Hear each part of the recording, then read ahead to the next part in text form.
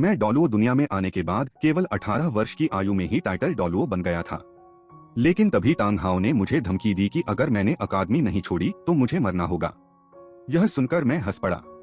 लगता है तुमने अभी तक दुनिया की असली मार नहीं खाई है। उस समय अकादमी के बाहर एक सुनसान जंगल में काले चोगे में लिपटा एक व्यक्ति मेरी ओर पीठ करके खड़ा था। उसकी भारी आवाज गूंजी, तुम आ गए।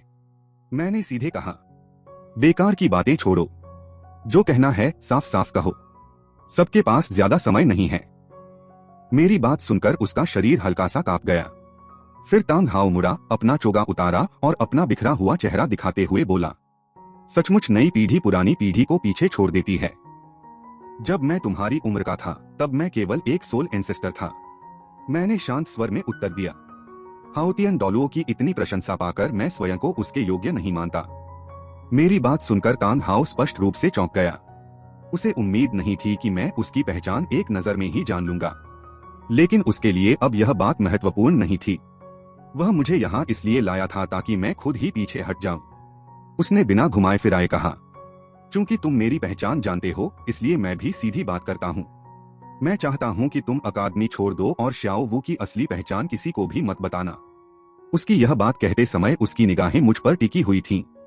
आज मेरी शक्ति में हुई प्रगति ने उसे अपनी योजना बदलने पर मजबूर कर दिया था। उसने मेरे भीतर असीम क्षमता देख ली थी। अगर मुझे ऐसे ही बढ़ने दिया गया तो भविष्य में उसके लिए स्थिति और भी कठिन हो जाती। जहाँ तक उसके मुझे निशाना बनाने की बात थी, उसका कारण बहुत सरल था। शरेक अकादमी वह स्थान था जिसे उसने तांग सान के प्रशिक्षण के लिए चुना था। यहाँ के निंग रोंगरोंग, ऑस्कर और बाकी लोग भविष्य में तांग सान की मदद करने वाले थे। सबसे महत्वपूर्ण थी श्याओ वू, जो एक लाख वर्ष पुरानी रूप बदलने वाली आत्मा राक्षस थी, जिसकी कीमत का अंदाजा भी नहीं लगाया जा सकता था। उसकी योजना में तांग सान सभी का केंद्र होना चाहिए था, लेकिन मेरे आने से सब कुछ बदल गया। मैं शरेक अकादमी का केंद्र बन गया।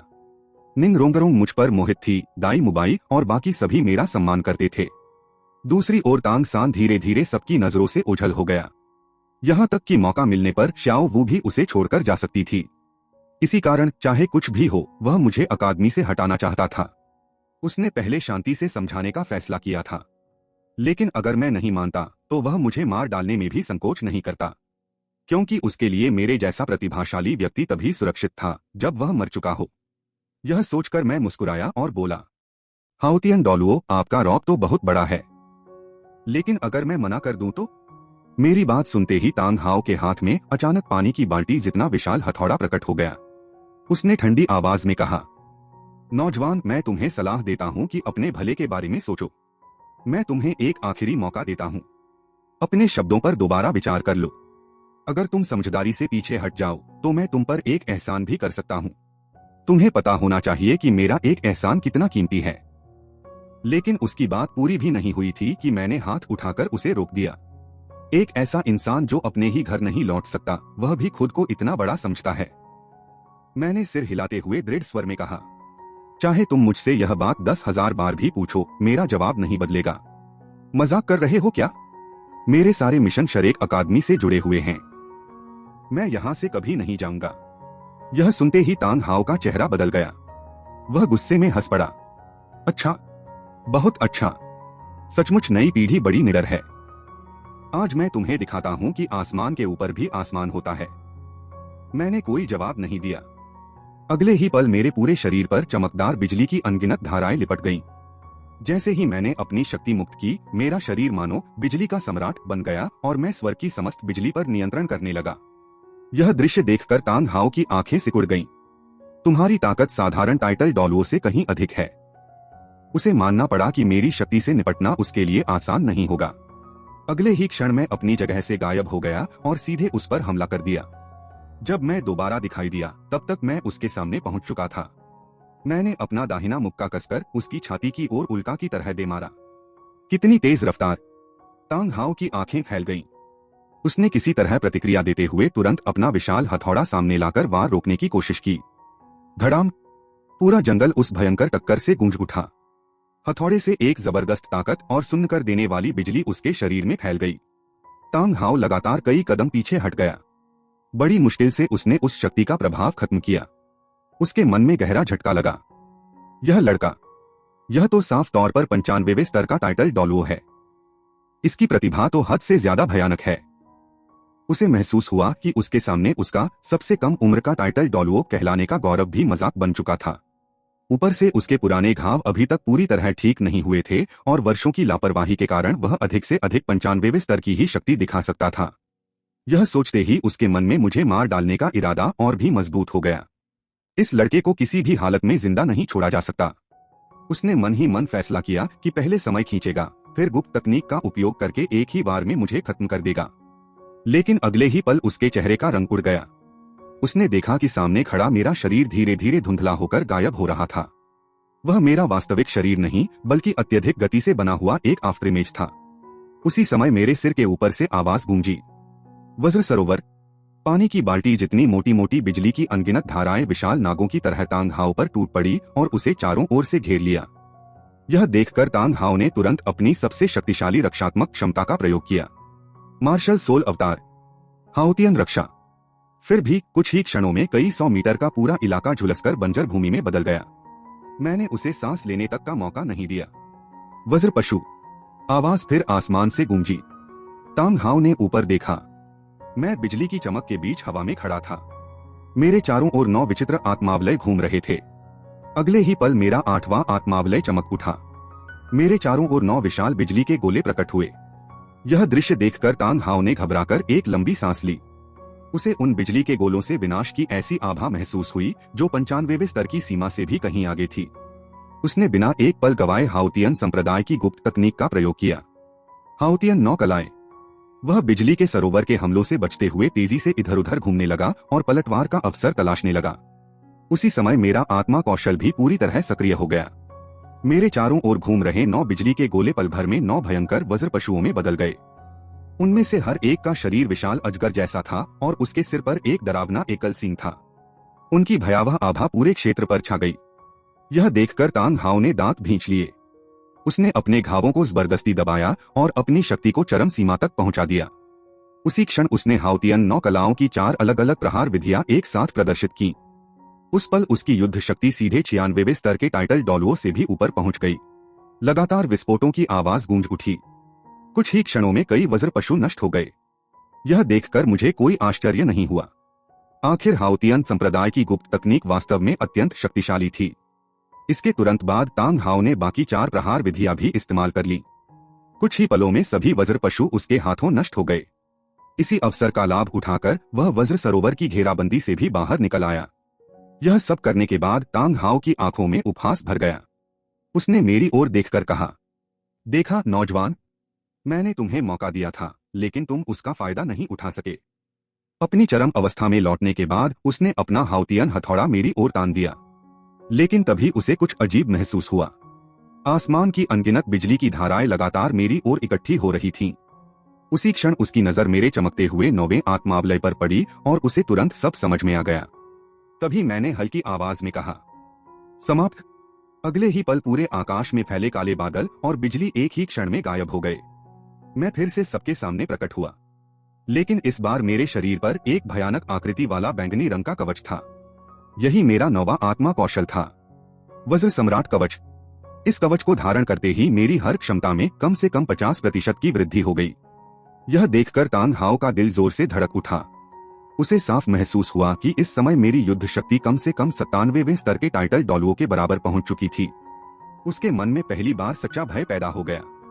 एक 92वें स्तर का टाइटल डॉलुओ 97वें स्तर की शक्ति दिखा रहा था। यह बात उसकी समझ से बिल्कुल परे थी। मेरी आंखों में बिजली चमक उठी। अगले ही क्षण मैं आसमान से सीधा उसकी ओर झपटा और पलक झपकते ही उसके सामने पहुंच गया। तांग हाओ को प्रतिक्रिया देने का अवसर भी नहीं मिला और वह सीधा उड़कर दूर जा गिरा। वह केवल हाओतियन रक्षा का प्रयोग कर पाया, लेकिन उसके बाद जो हुआ वह लगातार मेरा एक तरफा हमला था। तांग हाओ मानो रेत की बोरी बन गया था। मैं उसे बार बार हवा में उछालकर लगातार प्रहार करता रहा। एक बार फिर दूर जा गिरने के बाद वह आखिरकार गुस्से से दहाड़ उठा। बस, बहुत हुआ। वह हाओतियन डॉलुओ था। बचपन से लेकर आज तक वही हमेशा अपने विरोधियों को कुचलता आया था, लेकिन आज हालात बिल्कुल उलट चुके थे। मैं वही सब उसके साथ कर रहा था जो कभी वह अपने दुश्मनों के साथ किया करता था, बल्कि उससे भी अधिक बेरहमी से। मैंने ठंडी आवाज में कहा, अभी नहीं। यह लड़ाई तभी खत्म होगी जब हम दोनों में से कोई एक हमेशा के लिए खड़ा होने की ताकत खो देगा। जब तांग हाओ ने मुझ पर हमला करने का फैसला किया, उसी पल हमारे बीच समझौते की सारी संभावना खत्म हो गई थी। सिर्फ वही नहीं, तांग सान को भी इसकी कीमत चुकानी पड़ेगी। बाप का कर्ज बेटे को चुकाना ही होगा। मेरी बात सुनकर तांग हाओ की आंखों में दृढ़ निश्चय झलक उठा। नादान लड़के, क्या सच में तुम्हें लगता है कि मैं तुम्हारा कुछ नहीं बिगाड़ सकता? अब उसके पास केवल एक ही रास्ता बचा था, रिंग विस्फोट झा हुआन। उसी समय फ्रलैंडर का चेहरा अचानक बदल गया। सावधान, अकादमी की ओर एक बेहद शक्तिशाली आभा तेजी से बढ़ रही है। यह सुनते ही सबके दिल बैठ गए। सभी के मन में एक बुरा पूर्वाभास पैदा हो गया। झाओ वूजी और फ्रलैंडर तुरंत सभी छात्रों के सामने आकर खड़े हो गए, जबकि बाकी शिक्षक छात्रों को अपने बीच में लेकर उनकी रक्षा करने लगे।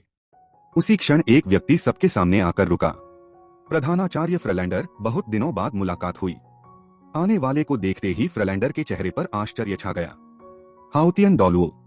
भीड़ में खड़े तांग सान की आंखें भी फैल गईं। पिताजी। यह सुनते ही वहां मौजूद सभी लोग स्तब्ध रह गए। तांग सान का पिता एक टाइटल डोलुओ था।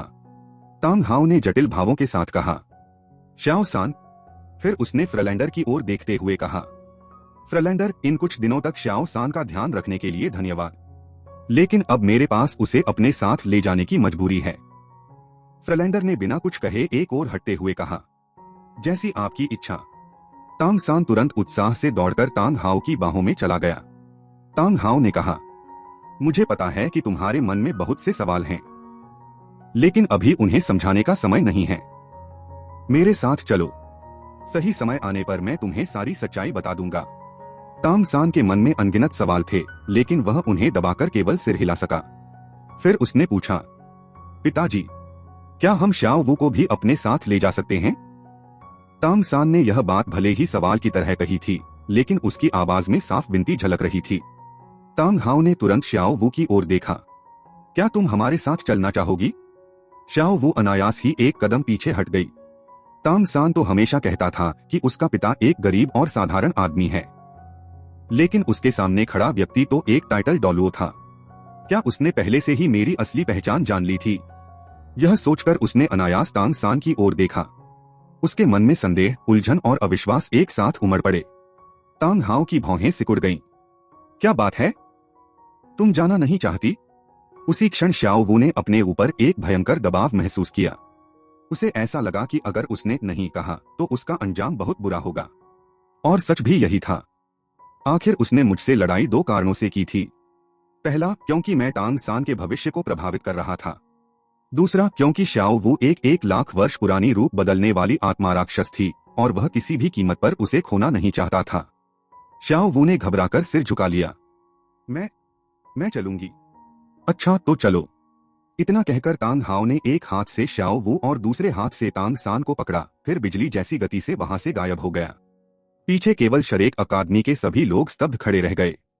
कुछ देर बाद आकाश में बिजली की एक चमक दौड़ी और मेरा शरीर वहां प्रकट हुआ। मुझे देखते ही फ्रलैंडर और बाकी सभी लोग तुरंत सम्मान से झुक गए। इस बार उनके मन में पहले से भी अधिक आदर था, क्योंकि उन्होंने अपनी आंखों से देखा था कि मैंने हाओतियन डोलुओ को उसके बेटे के साथ भागने पर मजबूर कर दिया। मैंने केवल एक नजर चारों ओर डाली और तुरंत समझ गया कि तांग सान और श्याओ वू जा चुके हैं। मेरे होठों पर हल्की मुस्कान उभर आई। तांग हाओ, इस जीवन में तुम्हारी सबसे बड़ी गलती मुझसे दुश्मनी करना थी। मेरी यह बात सुनते ही वहां मौजूद हर व्यक्ति के शरीर में सिहरन दौड़ गई।